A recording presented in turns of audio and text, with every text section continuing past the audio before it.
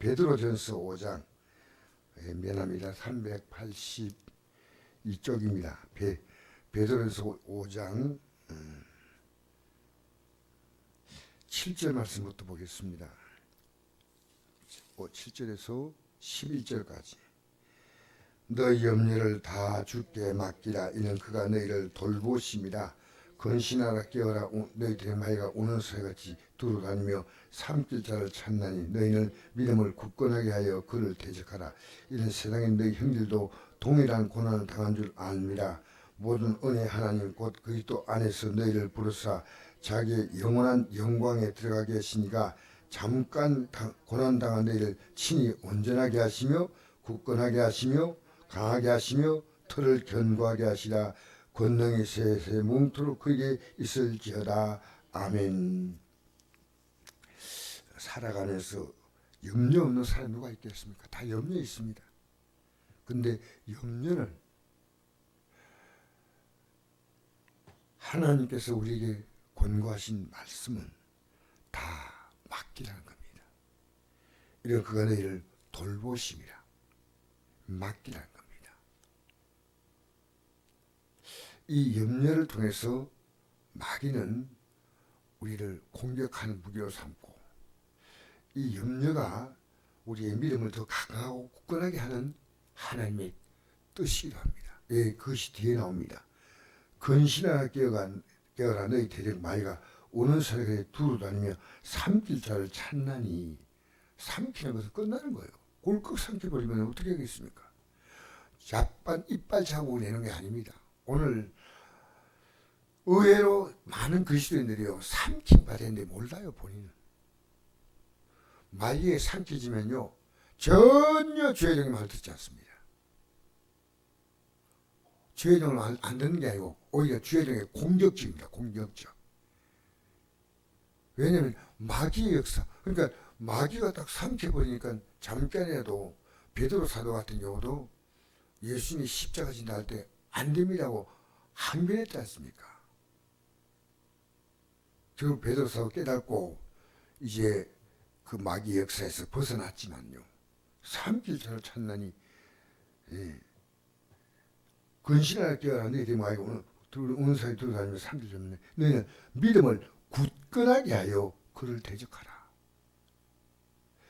이런 세상에 너희 형들도 동일한 고난을 당한 줄 압니다. 동일한 고난을 당한다는 겁니다.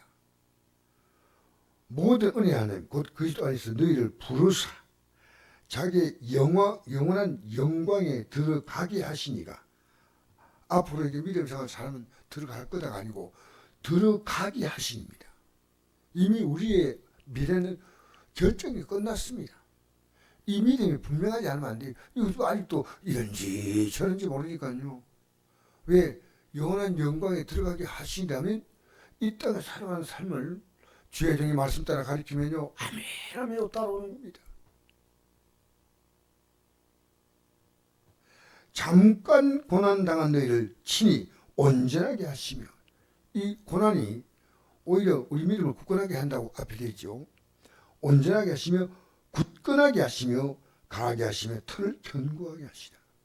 권능이 새듯 몽도록 거기에 있을지어다. 우리를 도우시는 하나님의 권능의 손길은 세세뭉토록 함께하는 겁니다. 자 보세요. 너희 염려를 맡기라고 하는 이 말씀 앞에 중요한 단어가 나옵니다. 그냥 아무 생각 없이 염려가 오면 맡기느냐? 그게 아니에요. 염려가 오는 이유가 있습니다. 자 5절부터 한번 볼까요? 젊은 자들아 이와 같이 장들에게 순종하고 다 서로 겸손으로 허리를 동이라. 하나님은 교만한 자를 대적하시되 겸손한 자들에게는 은혜를 주시느니라. 그러므로 하나님이 내가 하신 손안에 겸손하라. 때가 되면 이를 높이시라. 생각해 보십시오. 젊은 자라는 것은 앞에 장로가 나오지 않습니까? 장로는 주의 종입니다. 젊은 자는 말씀을 받는 나이에 관계하지 않습니다. 장들에게 순종하고 겸손으로. 무슨 겸손입니까? 사람들 앞에 대한 이 겸손이 말씀 앞에서 겸손입니다.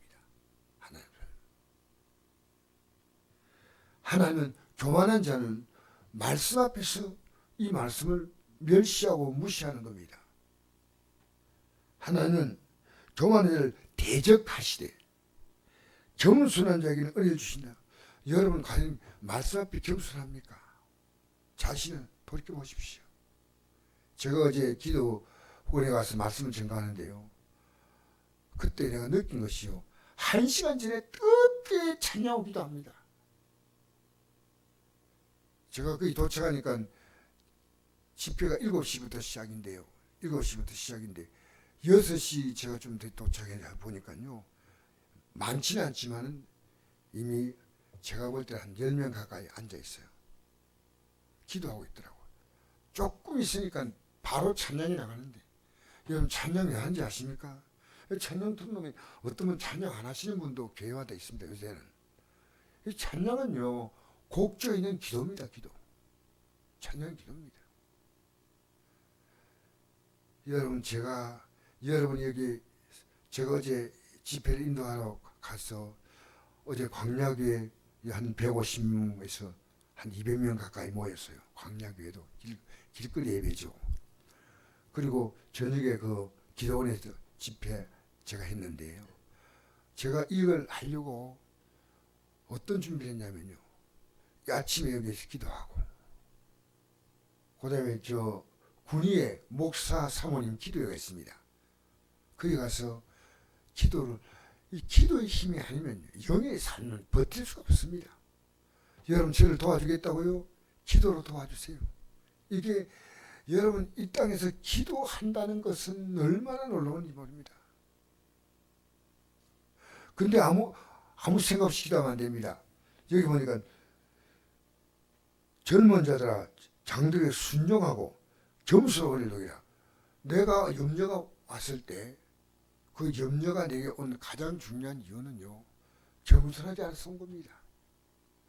주님 앞에 겸손하게 살아가면 염려가 올 리가 있겠습니까? 왜냐하면 주님이 돌봐주시기 때문이고 염려가 오면 내가 깨닫습니다. 내가 다시 말씀 중심으로 서야 되겠구나. 다시 마귀의 공격을 받지 말아야 되겠구나. 여러분 우리는요. 지금 기도하는 사람을 찾으면 너무너무 어렵습니다. 그리고 주의 종이 말씀을 이렇게 선포하면요. 이거 순종하려고 마음먹는 그런 성도들이요. 많지 않은 시대입니다. 그리고 주의 종이 이 사역을 잘 감당하도록 옆에서 동력자가 되어가지고 기도로 도와주고 다 여러분 이거 참 귀한 겁니다. 주의 종은 혼자서 일 못합니다. 저도 어제 이렇게 갈 수 있는 분이 몇 분 갔다면 참 더 힘이 들지 않았겠나 생각을 합니다. 여러분 이 아침에 기억합시다. 우리는 앞으로 영원한 영광에 들어간 자입니다. 들어가게 하시니까 잠깐 고난 받으면서 우리를 영적으로 새롭게 만드는 겁니다. 이 고난은 나를 새롭게 만드는 기회입니다. 이게 이런 고난이든 저런 고난이든 이 고난은 우리를 새롭게 만드는 하나님의 놀라운 메시지입니다. 그게 염려 오면 이제 주님께 맡기고 살아야 되겠구나. 맡기는 게 뭡니까? 말씀 앞에 순종하는 겁니다. 순종하면 하나님이 이게 겸손입니다. 때가 되면 높여주신데 그 가장 중요한 겸손이요. 기도의 겸손입니다. 기도. 그래서 제가 어제 집회를 어떻게 드렸다는 것은 주님만 아시지만 제가 어제 기도의 준비를 제가 제대로 못했다면 어제 집회를 감당하지 못했을 겁니다. 여러분 충분하게 기도하십시오. 충분하게 기도하십시오. 여러분의 문제만큼 기도하십시오. 목회자는 성도가 전부 다 이 문제 아닙니까? 기도할 내용이 얼마나 많습니까? 부모님은 여러분 자녀가 다 문제 아닙니까? 기도할 제목이 얼마나 많습니까? 이 나라를 생각해도 얼마나 기도할 제목이 많습니까? 너희 염려를 다 주께 맡기라. 여러분 하나님 말씀 앞에 겸손한 자가 맡기는데 이 맡김의 가장 확실한 맡김은 기도입니다. 여러분 기도로 맡기시길 바랍니다. 이것이 우리를 사실은 잠깐 고난당한 너희를 친히 온전하게 하시며 강하게 하시며 털을 굳건하게 하시라. 하나님 우리를 굳건하게 만드시는 놀라운 은혜가 바로 이 문제 속에 담긴 하나님의 아름다운 계획입니다.